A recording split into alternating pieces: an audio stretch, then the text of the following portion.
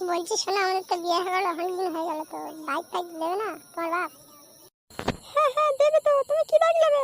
হ্যাঁ আমি নেবো কেটিএম।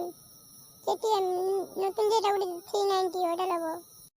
আর দেখো আমরা গরিব মানুষ, আমরা অত টাকা বাইক দিতে পারবো না। ওর দাম হচ্ছে 7,00,000 টাকা। অত টাকা পাবো কোথা আমরা? তোর মা চিন্তা ডিভোর্স দিয়ে দেবো ওই বাইক না দিলে, এর সামনে। না না শোনো, ওরম বলো না। তুমি ছাড়া আমার আর কেউ নেই। তোর বাবাকে বলবি হ্যান্ডেল মেয়ে, 390 না দিলে তোর আমি ডিভোর্স দিয়ে দেবো। এই রেন্ডের ছেলে, তুই 390 দিবি তোর মারছি দে। গালে চড় তোর গালে মারছি তো বেশার বেটা। তো 390 তোর মারি দিচ্ছি আমি। তোর ডিভাইস দিবি তুই আমার বেশার বেটা। দাঁড়া। এই মারা এ তো রেগে গেছে। আমি তো এমনি ভয় জানছি, বলছিলাম মা রেগে গেছে। হ্যাঁ খান্ডির ছেলে, তুই 390 দিবি বেশার বেটা। দাঁড়া, দাঁড়িয়ে আমি তোর বাবার কাছে যাচ্ছি। আমি খান্ডির ছেলে, তোর বাপ বলে দিলে কিছু দিতে হবে নি বেশার বেটা। আরে শোনা, আমাকে ক্ষমা করে দাও প্লিজ। আমার বাবার কাছে যাও না শোনা, ওরকম করো না তুমি, আমি তো কাছে ইয়ারি করছি না শোনা।